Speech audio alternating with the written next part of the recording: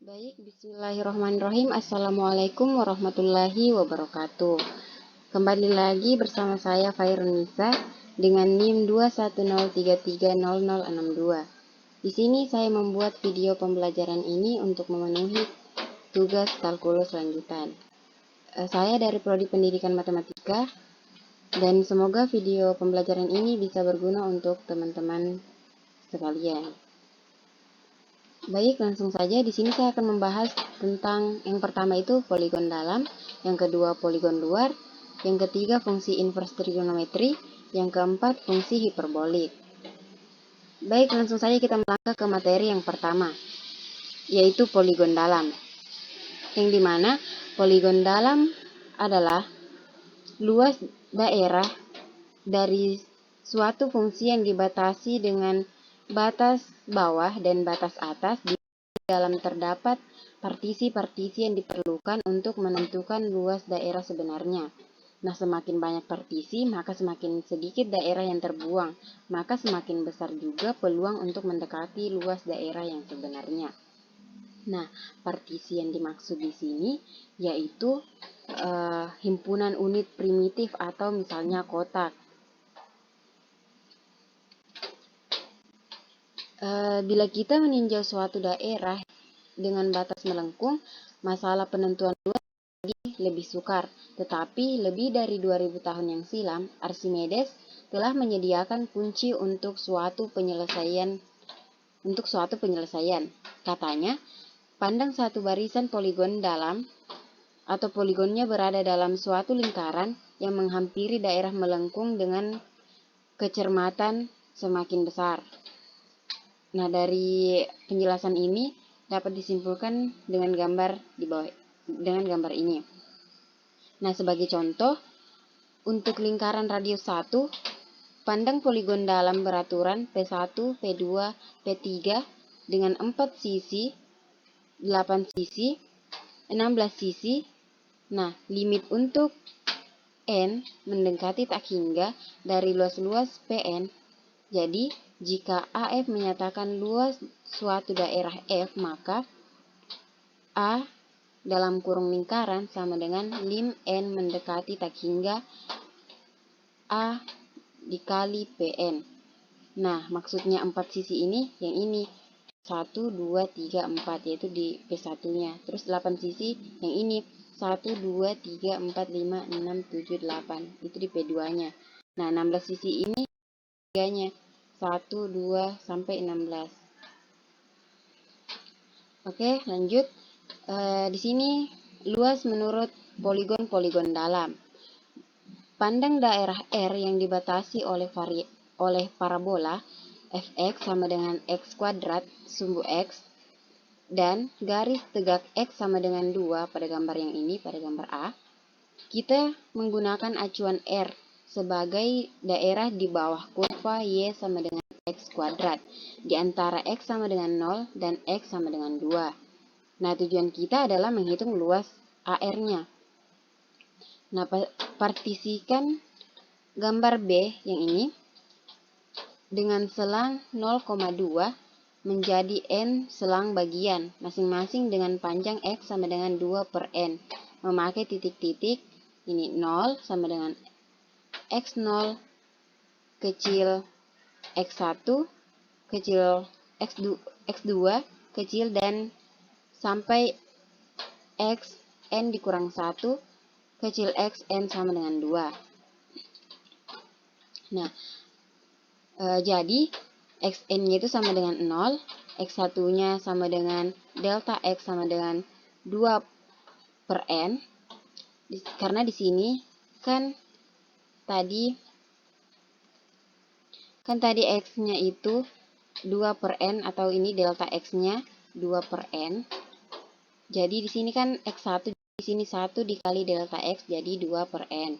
Terus X2 sama dengan 2 dikali delta X sama dengan 4 per N.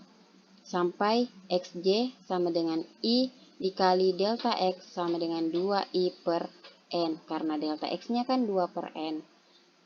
Sampai X N dikurang 1 sama dengan N dikurang 1 dikali delta X sama dengan 2 dikurang 1 dikali N dikurang 1 dikali 2 per N.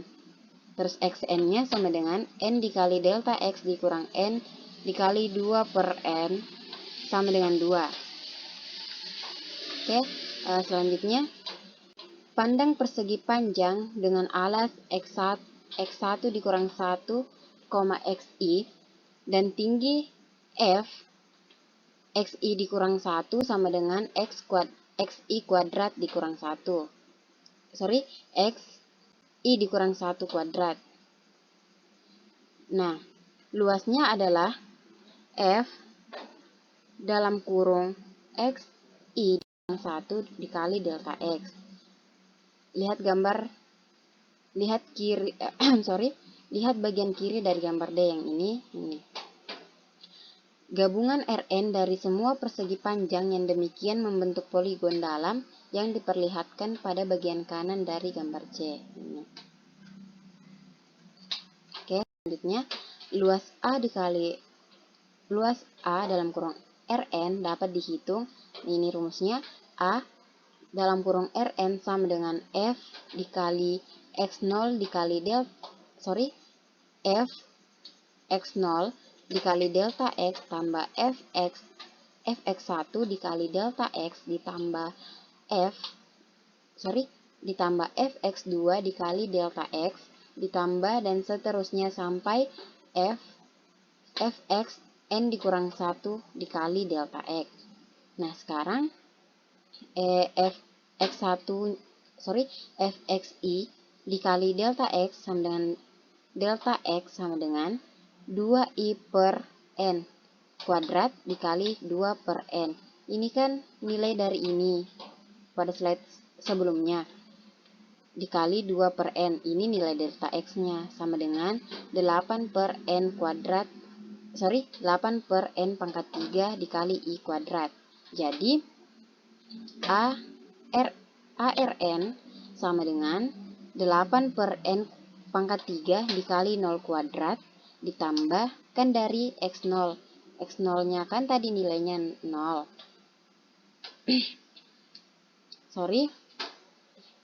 Tambah 8 per N pangkat 3 dikali 1 kuadrat ditambah 8 per N pangkat 3 dikali 2 kuadrat ditambah dan seterusnya sampai 8 per N pangkat 3 dikali N dikurang 1 kuadrat. Nah, 8 kan di sini semuanya ini 8 per N pangkat 3-nya kan sama, jadi kita keluarkan 8 per N kuadrat dalam kurung 0 kuadrat ditambah 1 kuadrat ditambah 2 kuadrat sampai dengan N dikurang 1 kuadrat. Nah, sama dengan 8 per N kuadrat sigma I sama dengan 0 sampai dengan N dikurang 1 I kuadrat. Kenapa? Karena kan ini I-nya 0 sampai dengan N dikurang 1. Di sini kan kuadrat, jadi di sini I kuadrat. Selanjutnya 8 per N pangkat 3 dikali, ini itu rumus jumlah khusus, rumus yang kedua. Jadi N dikurang 1 dikali N dikali 2N dikurang 1 per 6. Nah, selanjutnya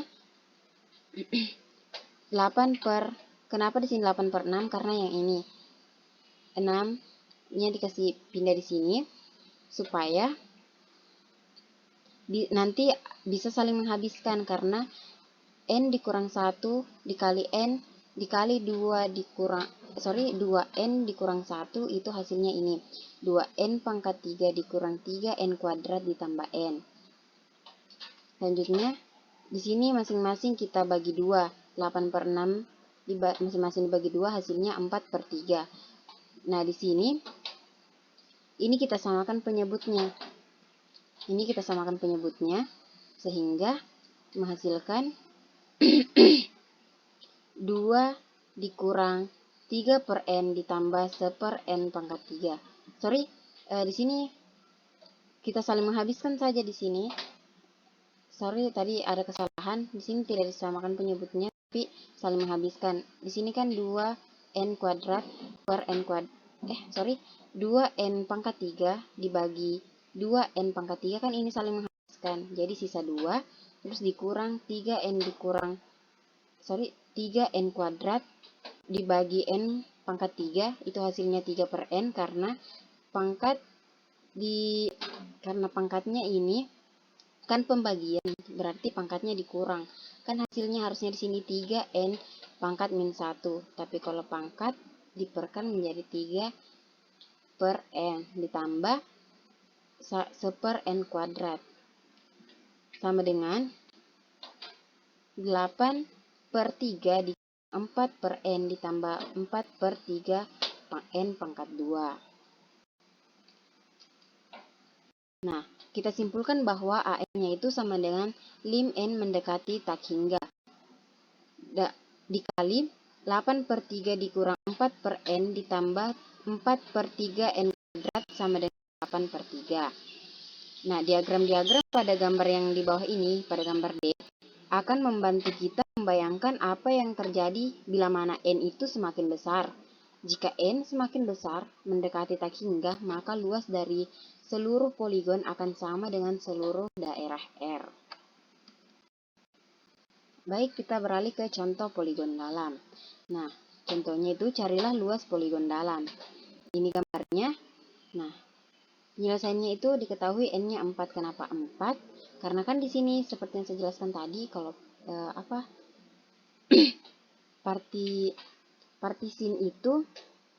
partisi itu misalnya kayak kotak seperti ini. Kan kotaknya ada 4, 1, 2, 3, 4. Jadi n-nya sama dengan 4, xn-nya sama dengan 2, x0-nya sama dengan 0. Kenapa xn-nya 2? Kan di sini sampai dari 0 sampai 2. Jadi delta x-nya sama dengan 2 dikurang 0 per 4 sama dengan 1/2. Sehingga x0-nya itu 0 dikali 1/2, karena kan x0-nya itu 0, dikali 1/2-nya kan nilai delta x-nya sesuai dengan rumus tadi. Jadi 0 dikali 1/2 sama dengan 0, menghasilkan f x0-nya itu sama dengan 1. Karena ini kan x0 ditambah 1. Terus x1-nya sama dengan 1 dikali 1/2 sama dengan 1/2, menghasilkan f x1 sama dengan x1 tambah 1 sama dengan 1/2 ditambah 1 sama dengan 3/2. Terus x3-nya sama dengan 3 dikali 1/3, hasilnya 3/2. Kemudian f x3-nya itu sama dengan 5/2 karena 3/2 ditambah 1. Selanjutnya itu x4 itu sama dengan 4 dikali 1/2 sama dengan 2.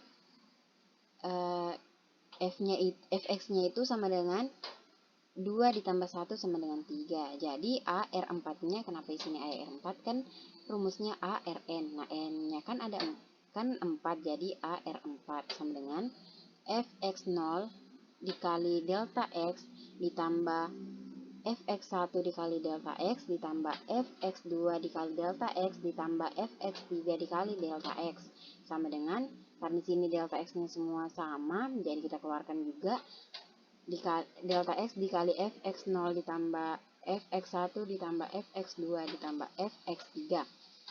Nah, nilai delta X-nya kan 1/2, jadi kita masukkan nilainya.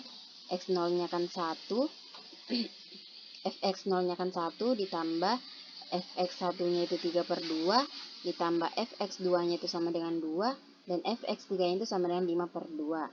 Nah, menghasilkan 1/2 dikali 2 ditambah 3 tambah 4 tambah 5/2. Kenapa hasilnya begini? Karena dari atas itu kita samakan penyebutnya.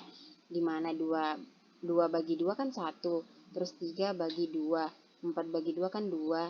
Tambah 5 bagi 2. Menghasilkan 1/2 dikali 14/2. Jumlah dari ini semua itu 14/2. Sama dengan 14/4. Kita perkecil lagi menjadi 7/2. Jadi luasnya adalah 7/2. Baik, kita melangkah ke materi yang kedua, yaitu poligon luar.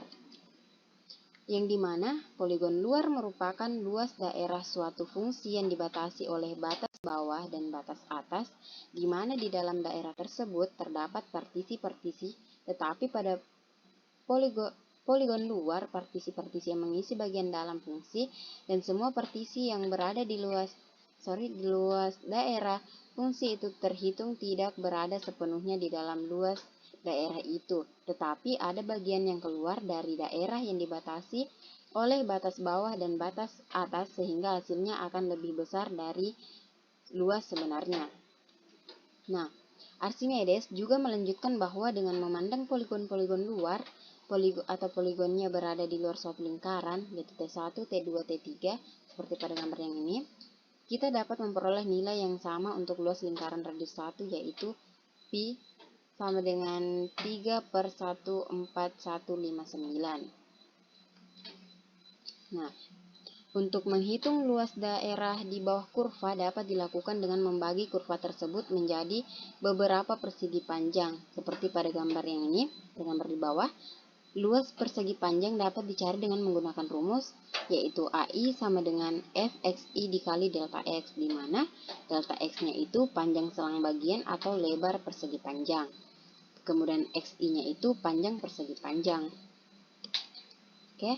Nah, luas daerah ASN dihitung secara analog dengan perhitungan ARN. ASN sama dengan Fx1 dikali delta X ditambah Fx2 dikali delta X ditambah sampai dengan Fxn dikali delta X.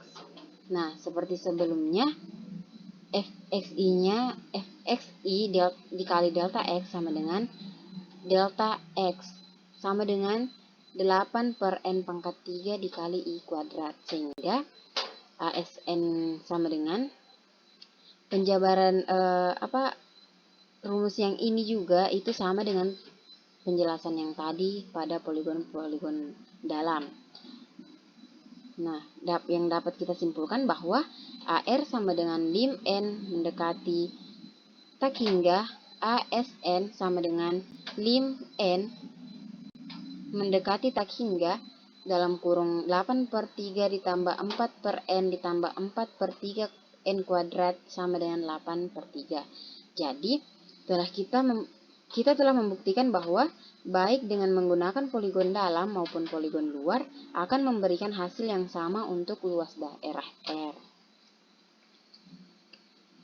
Nah, adapun contoh poligon luar, yaitu dengan menggunakan poligon luar, tentukan luas daerah yang dibatasi oleh Fx sama dengan X kuadrat ditambah 1 dengan selang 2,6 di atas sumbu X jika daerah dipartisi atas 4 buah partisi. Nah, penjelasannya itu kita gambarkan dulu ininya, kita gambarkan dulu. Nah, terus delta X-nya sama dengan 6 dikurang 2/4, karena sama dengan penjelasan yang contoh tadi juga, yaitu kan ini dari 2 sampai 6, jadi 6 dikurang 2/4, N-nya kan 4 sama dengan 1. Fx-nya sama dengan X kuadrat ditambah 1, itu dari soal. Nah, sekarang F3 sama dengan 3, karena kan ini X-nya 3, berarti 3 kuadrat ditambah 1 sama dengan 10. F4-nya sama dengan 4 kuadrat ditambah 1 sama dengan 17. F5 sama dengan 5 kuadrat ditambah 1 sama dengan 26. F6-nya sama dengan 6 kuadrat ditambah 1 sama dengan 37. Nah, ini rumusnya. ASN sama dengan sigma I sama dengan 1 sampai N Fxi dikali delta X, di mana N-nya kan 4, jadi AS4 sama dengan sigma I sama dengan 1 sampai 4 Fxi dikali delta X. Nah, sekarang kita masukkan Fx sama dengan Fx1 dikali delta X ditambah Fx2 dikali delta X ditambah Fx3 dikali delta X ditambah Fx4 dikali delta X, itu sama dengan delta X-nya kita keluarkan dikali Fx1 ditambah Fx2 ditambah Fx3 ditambah Fx4 sama dengan delta X. Fx1-nya kan 3 ditambah F4 ditambah F5 ditambah F6 dikali delta X-nya kan 1 dari yang ini, sama dengan terus nilai dari ini semua kita masukkan, sehingga 10 tambah 17 tambah 26 tambah 37 hasilnya 90. Dikali 1 jadi hasilnya 90. Jadi luas daerah adalah 90 satuan luas. Nah, kita melangkah ke materi yang ketiga, yaitu fungsi inverse trigonometri. Nah, fungsi inverse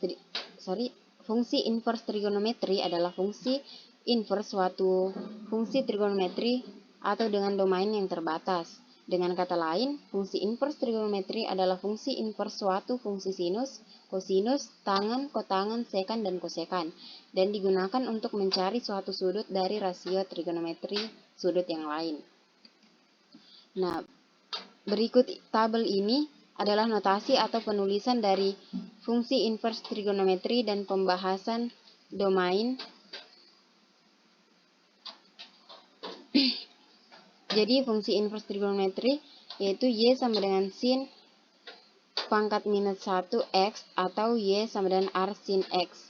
Karena R sin ini sama dengan sin berpangkat min 1. Begitupun dengan seterusnya. Nah, selanjutnya kita akan mencari turunan dari fungsi inverse trigonometri. Nah, hasil yang telah kita dapatkan, jadi turunan inverse trigonometri itu ya ini D per dx dikali sin pangkat min 1x sama dengan 1 per akar 1 dikurang x kuadrat. Kemudian D per dx dikali cos pangkat min 1x sama dengan min 1 per akar 1 dikurang x kuadrat. Kemudian D sama dengan dx dikali tan pangkat min 1x sama dengan 1 per 1 tambah x kuadrat.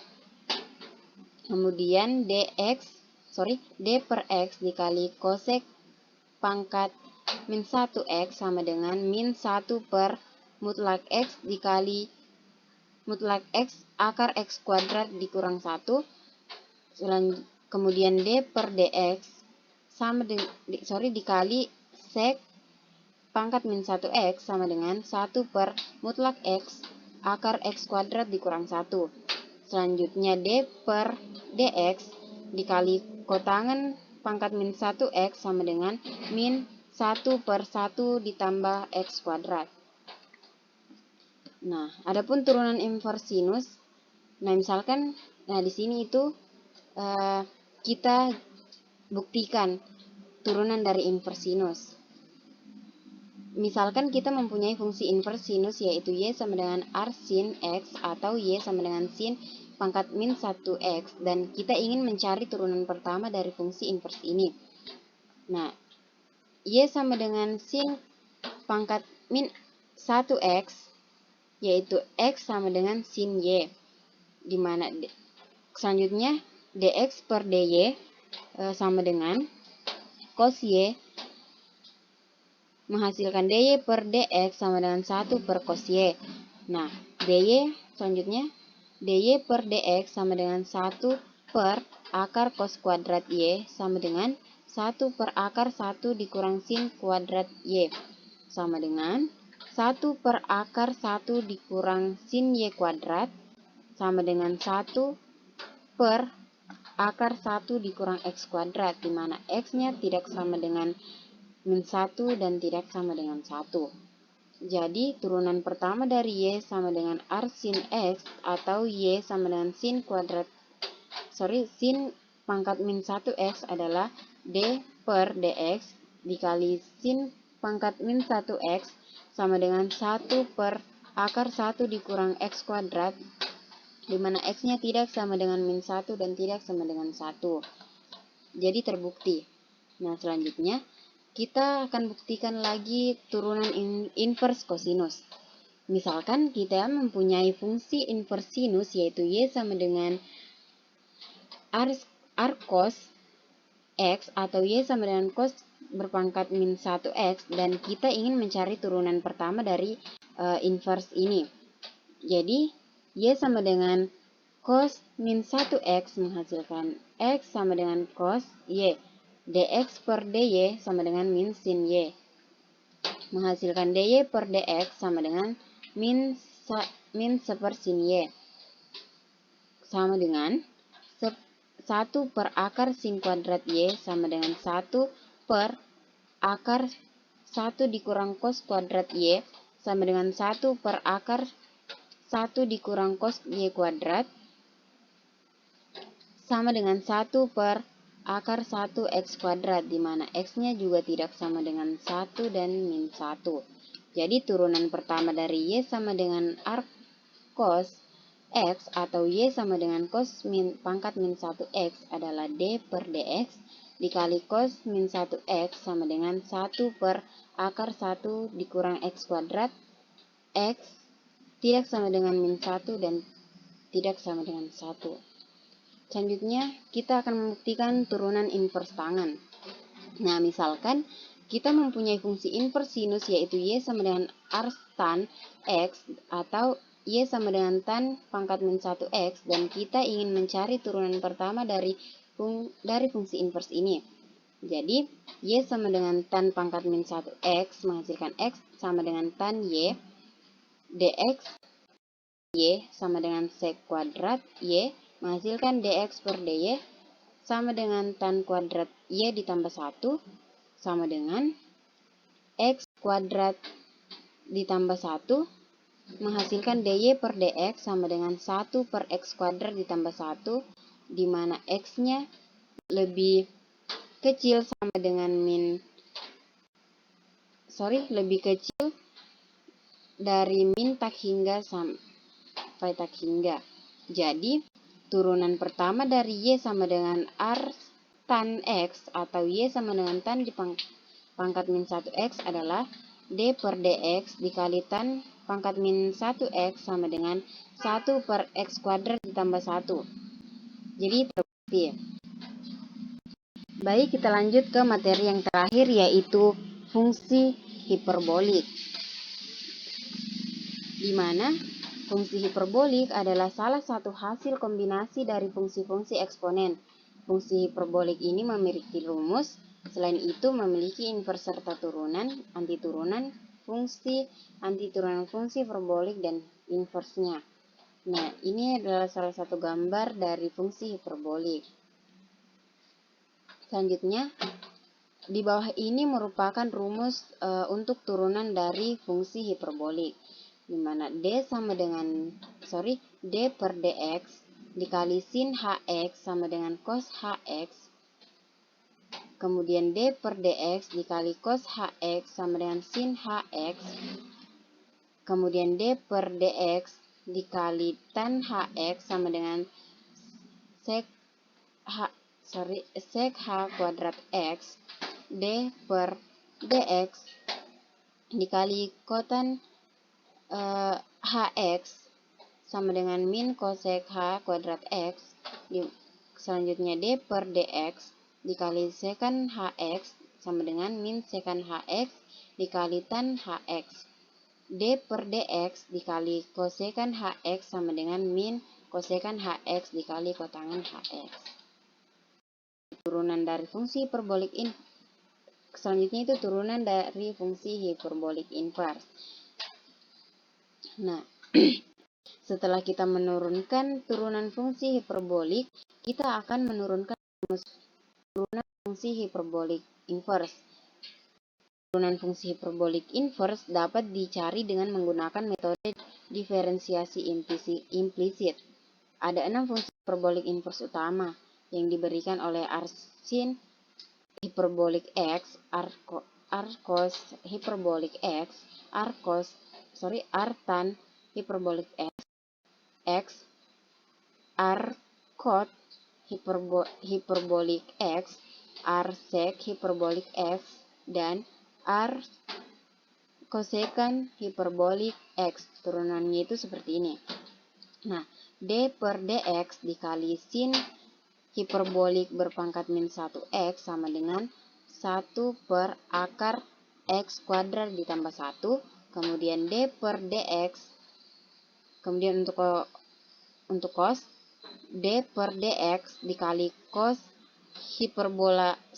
hiperbolik berpangkat min 1x sama dengan 1 per akar x kuadrat dikurang 1, di mana x-nya lebih besar dari 1. Selanjutnya itu tan D per dx dikali tan hiperbolik berpangkat min 1x sama dengan 1 per 1 dikurang x kuadrat, di mana mutlak x-nya lebih kecil dari 1. Selanjutnya untuk kosek, D per dx dikali kosekan hiperbolik pangkat min 1x sama dengan min 1 per mutlak x akar 1 ditambah x kuadrat, di mana mutlak x-nya itu tidak sama dengan 0. Selanjutnya itu sekan D per dx dikali sekan hiperbolik pangkat min 1x sama dengan min 1 per mutlak x akar 1 dikurang x kuadrat, di mana x-nya lebih kecil dari 0 sampai 1. Kemudian kotangannya D per dx dikali dengan kotangan H atau kotangan hiperbolik berpangkat min 1x sama dengan 1 per 1 dikurang x kuadrat, di mana mutlak x-nya itu lebih besar 1. Oke, kita beralih ke contoh turunan fungsi hiperbolik. Nah, kita temukan turunan dari fungsi hiperbolik fx sama dengan sin hiperbolik x ditambah 2 cos hiperbolik x. Nah, penyelesaiannya itu untuk mencari turunan dari fx sama dengan sin hiperbolik x ditambah 2 cos hiperbolik x, kita akan menggunakan rumus yang ini, yaitu D per dx dikali sin hiperbolik x sama dengan cos hiperbolik x. Dan rumus yang kedua, D per dx dikali cos hiperbolik x sama dengan sin hiperbolik x. Nah, sekarang kita masukkan D